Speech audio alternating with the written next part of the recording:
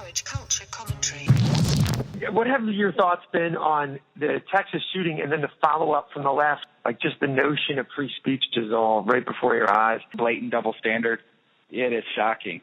I think that when they rallied behind what happened over at Charlie Hebdo, that probably, in looking back at it, that probably had more to do with the fact that it was like reporters versus the actual freedom of speech. Every once in a while, you'll find the left has this exception. That whole situation was very short-lived, and then they pretty much reneged on all that. See, the left is a real lick-your-finger kind of thing. The sort of principle of a thing is never the focus. I think the Charlie Hebdo thing kind of hit hard. People sort of their immediate reaction was very populist, but the major outfits, the New York Times, the left, they all doubled back on that and ended up. And I think I told you this, so much so that the leftist professors have boycotted the different awards that were given to Charlie Hebdo for freedom of speech and stuff. So the left has really saddled itself to this notion of this is bigoted. This whole notion is bigoted. It's a funny thing. I personally wouldn't do what that Pam Geller did. I just wouldn't do it, not because I really don't think it's because I'm afraid. I think it's because I do think there's something to be said about not looking for problems. I think there's something to be said for that. But I clearly come down on her right to do it. And if she decides to be instigated, if she decides to be inflammatory, that is just the way it is. If she was my friend, I would say, I personally don't like it when my religion's mocked. I personally don't like that. So I'm probably not going to do that to somebody else. But this notion that somehow after somebody comes and tries to kill her, the entire media and the entire left infrastructure turns around. Gangs up against her. And gangs up against her is so telling of how wrong they are on everything. This is from the same group of people who, quite frankly, have no problem consistently mocking my religion, Christianity, and the vast majority of their citizens' religion. Even their veiled attempt at hiding behind civility falls short in my eyes because they actually aren't civil. They don't laud or respect civility of religion. They laud and respect political correctness. And that's the calf they bow to, and that's what this is about. So although the point moves me that there is some civility to be had in a democracy, I am affected by that on a human level. I think they're right about that.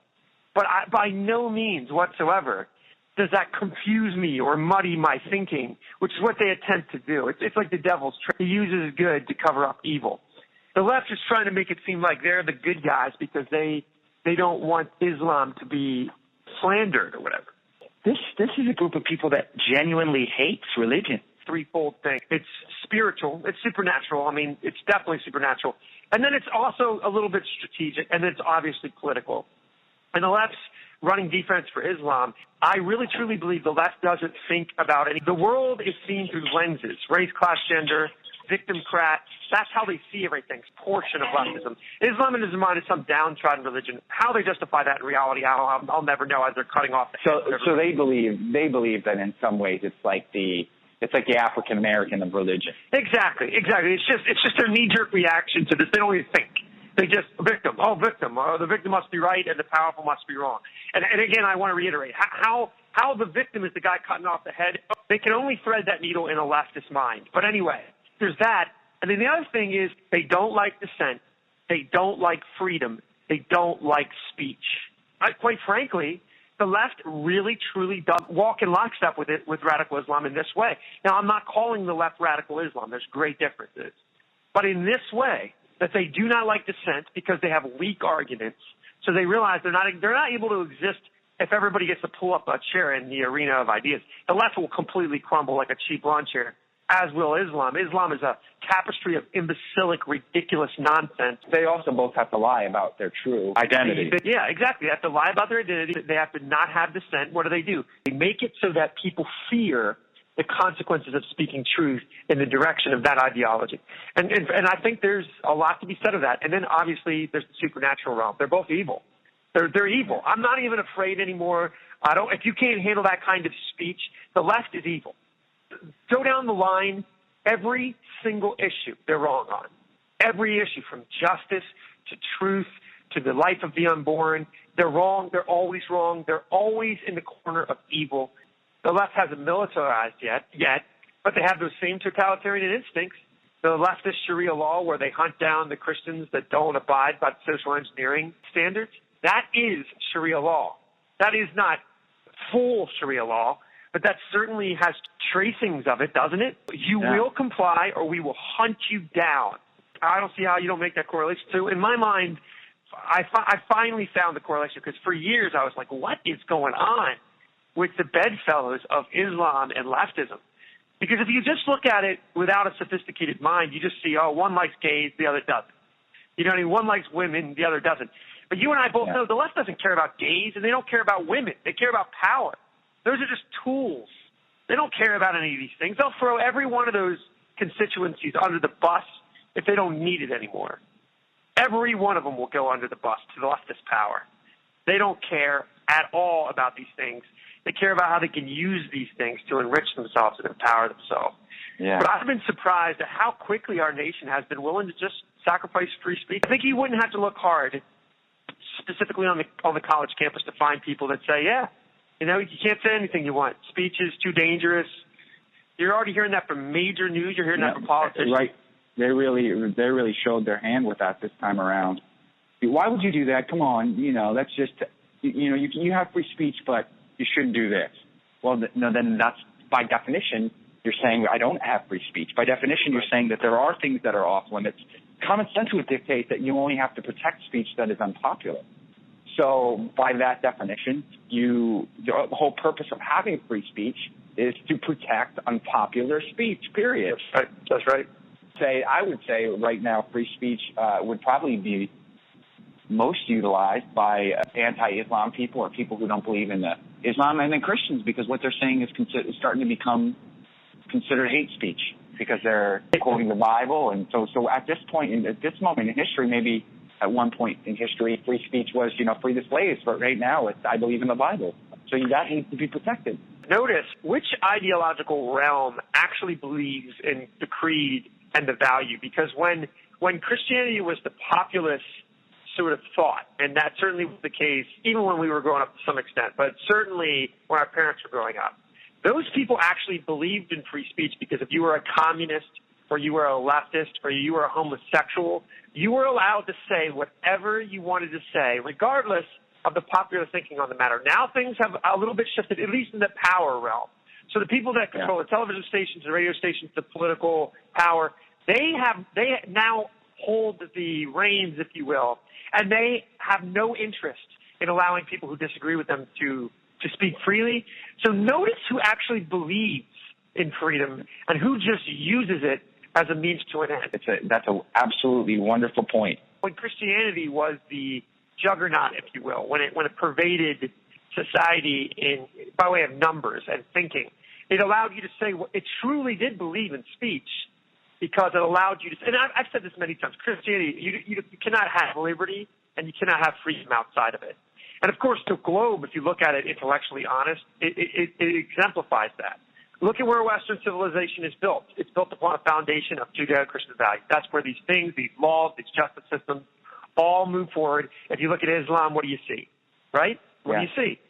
You see tyrannical murder. What happens with atheism? Stalin, Lenin, Pot, all these guys just murdered everybody. All they do is just murder you if you don't comply. It requires Judeo-Christian values to act. That's the soil that freedom needs to grow in. And the left has spun it in the minds of the millennials to be just the opposite. That somehow Christianity is an impediment to you, that it keeps people down. It's just a lie. It's just an outright lie. Boy, do they sell that crap, you know? I bet you if you went on a college campus and you said Christianity is the foundation of liberty, they would think that you were saying a profanity. I made a video on YouTube, the No Liberty Without Christianity or something like that. And that video galvanized the atheists more than any other video. They were beside themselves with that one. They could not allow it. Like, I think I had thousands of comments on that thing. It was such an overwhelming reaction that I stopped and I thought about why that one hit the funny bone like it did. And it was because it's true. It's 100% true. That just can't be allowed out in ether, because too many people will. Oh, there's so many things like this with what we believe. Like we talk about so often, we're on the end of being the rebel, and it's just so funny. But I saw a quote this morning that a friend of ours put up from 1984 about how the truth becomes criminal. And that's a famous quote, and everybody knows that quote. But the truth becomes criminalized in a time like this. And every time I see that quote, it seems like, it cycles around every 3 or 4 or 5 months on the sites that I'm involved in. And it becomes more and more true than the time I saw it before. Yeah, it only requires like a couple months of events, right, to refresh that in your mind to make it even more potent. It's kind of like, I'll give you an example of when you read a book from Orwell, or when you read C.S. Lewis, or when you read people who have some kind of prophetic insight onto humanity. The older you get and the more life experience you get, and you go back and you read and you realize you see so much more truth. It's like the Bible too. Yes.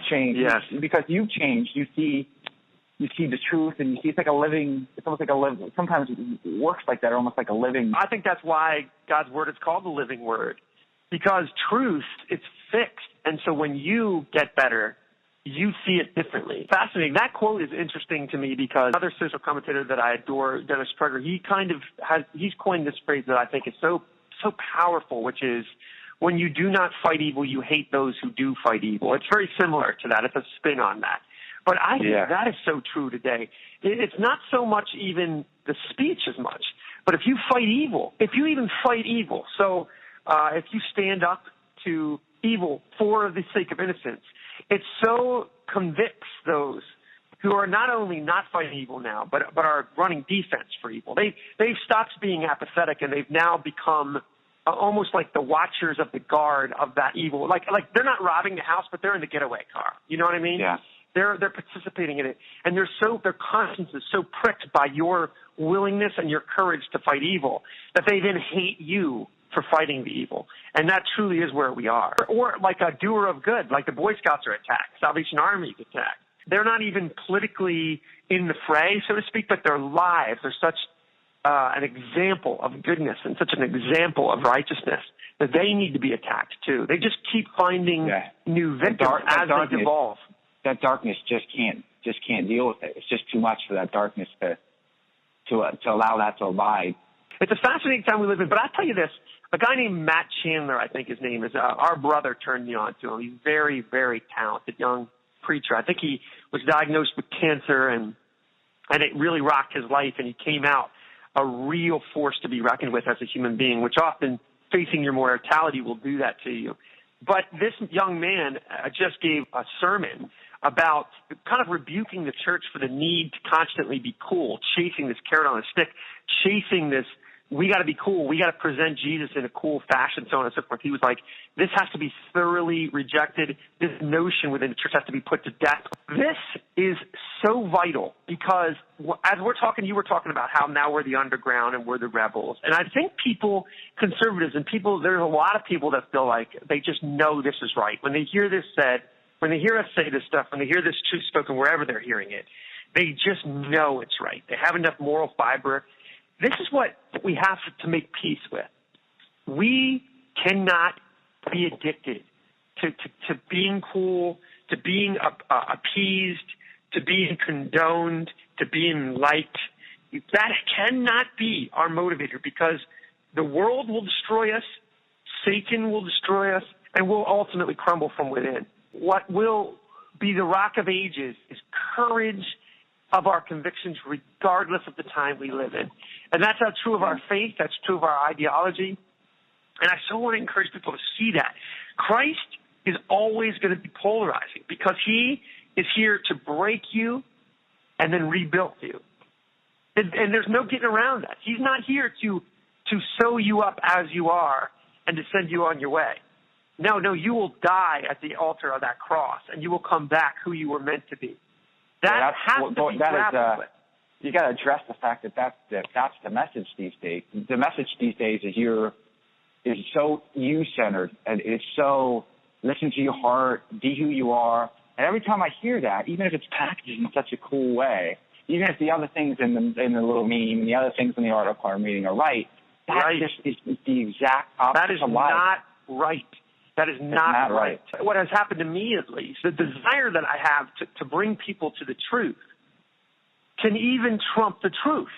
Because you're thinking, oh, well, I have these gifts or these skills or this way of spinning a yarn or these talents. And what I'm going to do is I'm going to